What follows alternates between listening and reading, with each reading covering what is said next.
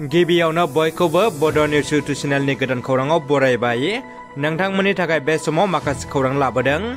भिडिअखौ जोबजासे नायलांनो दाबाव आरो चेनेलाव गोदानब्ला अन्नानै साबस्क्राइब खालामना बेल आइकनआ अलाव होनानै ला आरो भिडिअखौ लाइक कमेन्ट शेयार खालामनो गुरै खावलायबाय। दानिया फैदो दिनैनि खौराङाव। गिबि खौराङाव दङ मिरु एफसिनि गोदानै बिबान रुजुननाय बिबानगिरिफ्रा समायखिरा लाबाय।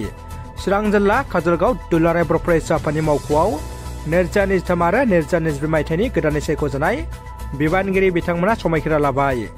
रौतानि बड'लेण्ड फोथाराव दुलाराय बर' फरायसा आफादनि खुंगा 55थि बोसोरसेला जथुम्मायाव लानाय थांखिफोरखौ दिनै एफसुआ फोसावबाय। बे हाबाफारिखौ लोब्बा लाखिनानै एफसुनि आफादगिरि मानगोनां दिपेन बर'आ खौरांगिरि मेलनि गेजेरजों बिटिआर ओनसोलाव सिलाइ दिन्थिनानै रां लुथुमना लांनाय जाथायखौ सोंखारियो। लोगोसे आसाम पुलिस बिबानखौ थाबैनो संदाननानै दायनिगिरिखौ हमनो खावलायदों। लोगोसे बिटिआर एकर्डनि 3.1 दफा बायदियै गामि सोसननाय आरो गामि दानख'नाय खामानिखौ थाबैनो मावफुंनो थाखाय आथिखालनि सोलिफु सरकारखौ खावलायो। बरपेटा जिल्लानि कलबारि गामियाव जादों मोनसे गिख्रंथाव जाथाय। सासे आइजोखौ गोथाङैनो सावथारदों। मोननै हान्जानि गेजेराव जानाय दावहायाव 3 सुबुंनि जिउ खहा। बिनि अनगायैबो 2 गोब्राबै जोखोम जानाय सुबुङा देहा फाहामसालियाव जिउ गोमादों। बे जाथायावनो 7 सुबुङा गोब्राबै जोखोम जादों।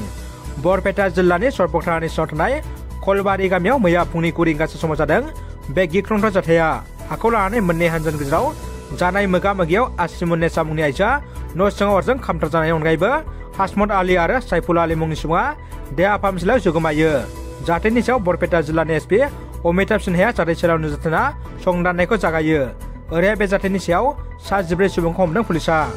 सिगनाजार बाथौ आश्रम फरायसालिनि गोरायुं फोरोंगिरि अशोक बसुमतारीजों लोगोसे फोरोंगिरि हान्जानि बानजायनाव दिनै 2022-2023 मायथाइनि मेट्रिक आनजाद लिरग्रा फरायसाफोरखौ बिदाय होनाय फोरबो खुंफुंनाय जायो। बे हाबाफारियाव गाहाय आलासि महरै बाहागो लाफैयो बिपि जोंलारि गेजेर खलब फरायसालिनि लेङाइ फोरोंगिरि थामहिनबा बिसमुरि क्लास्टारनि सिआरसि सन्जय नार्जारी बिथाङा। लोगोसे बुंथिगिरि आलासि महरै बाहागो लाफैयो बिसमुरि दखरा एफसिनि सोलोंथाइ नेहाथारि सोमदोन नार्जारी बिथांमोना। मख'नो गोनांदि बे गोथार फोरबोआव एसएमसिनि आफादगिरिजों लोगोसे एसएमसिनि मावफुं सोद्रोमाफोर आरो फोरोंगिरि हान्जा बिथांमोनाबो बाहागो लाफैनानै हाबाफारिखौ जाफुंसार होनायाव मदद खालामफैयो। दानिया फैदो गुबुन मोनसे खौराङाव। रायजो राजाफोरनिसिम गाहाम खौरां। चिरां जिल्लानि सिङाव थानाय बिजनेसनि साहा 6 किल'मिटार जानथायाव थानाय बर' बाजाराव आयुर्वेदिक थेरापि सेन्टारखौ गासिबो सुबुंनि मोजांनि थाखाय गायसननाय जादों। बेनिखायनो माखासे साननि सिगांनिफ्रायनो सोरनिबा देहाया सानाय सुनायजों भुगिना दंब्ला फाहामथाय लाफैनो हागोन आरो गाहाम सावस्रि सुबुङाबो गावनि देहाखौ मोजां रिलेक्स खालामनाबो लानो हागोन।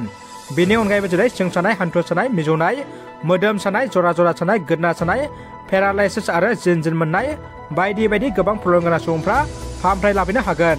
सोरबाफोर बिथांमोना जायखिजाया बेफोरबायदि प्रब्लेम दंब्ला 7086858977 बे जानबुं नम्बराव आबुं खौरां लाहरनो हागोन। काश्मीरनि पुलवामायाव जिउ गोमानाय सिआरपिएफ जवान मुंख्लं जोहोलाव मनेस्वर बसुमतारीनि गोसोखांथियाव मानबावदों। इं 2019 14 फेब्रुवारि बे साना भारत हादरनि थाखाय मोनसे गोसोम सान। बे सानावनो काश्मीरनि पुलवामायाव बमा बेरफ्रुनायनि जाउनाव गासै 40निबो बांसिन सिआरपिएफ जवानफ्रा जिउ गोमादोंमोन।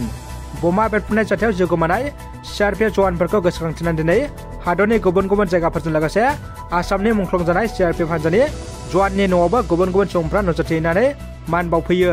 तामुलपुरनि कलबारि गामिनि थागिबि मुंख्लं मनेस्वर बसुमतारी न'आव फार्दार रौनिया हान्जा, सिआरपिएफ हान्जा, ओनसोलनि एमएलए जलेन दैमारि, एमसिएलए हेमन्त कुमार राभा लोगोसे ओनसोलनि गोबां मेलेमजिबि सुबुंफ्रा मुंख्लंनो मान बावहैयो। जोबोद दुखुनि खौरां। एक्स एनडिएफबिनि सोद्रोमाया नागालेण्डआव गावनि केसनि थाखाय हाजिर जानो गावनि मबाइलखौ फानना थांनांदों। एक्स एनडिएफबिनि सासे सोद्रोमाया रिहेबिलिटेसन मोनाखै। बिथांनि नखरा जोबोद गोरिब, नाथाय दानफ्रोमबो थांनांगासिनो दं बिथाङा गावनि एनडिएफबिनि केसनि हाजिर जानो। बे हाजिरखौ जाहैनांगौ नागालेण्डआव। केसनि हाजिर जाहैनायावनो हा हु धोन सम्पति जोबलांजोब्बाय। थेवबो जोबाखै बिथांनि एनडिएफबिनि केसआ। दिनैबो गावनि मबाइलखौ फाननानै केसनि हाजिर जाहैनो ओंखारदों नागालेण्डआव। बिथाङानो जादों क'क्राझार जिल्लानि सिङाव थानाय आलाङि ओनसोलनि थागिबि समर बसुमतारी उर्फे बिसाराय। दानिया फैदो जोबथा खौराङाव। गसाइगाव थाबैनो लामाखौ बानायनानै फोजोबनायनि दाबियाव गसाइगावनि फावरागुरियाव रायजो राजाफ्रा होस्रिखावदों। गसाइगाव महकुमानि सिङाव थानाय फावरागुरियाव फावरागुरि क'क्राझार थांग्रा पिडब्लिउडि लामाखौ होबथानानै रायजोफ्रा खुदिसारदों। लामा बानायनाया 3 बोसोर जालांबाय, अब्लाबो लामा बानायनायनि मुङाव लामायाव बाला अन्थाइ लगायनानै अजद खालामदों जायगानि थागिबि रायजोफ्रा। लामानि अन्थाइया गारि खारनायाव सिद्दावनानै गलाफोरनि ग्लासफ्रा बायनायनि अनगायैबो गोबां लामा जाब्रबथायबो जाबोदों होनना खौरांगिरिफोरनि सोंथियाव फोरमायदों ओनसोलनि थागिबि सुबुंफ्रा।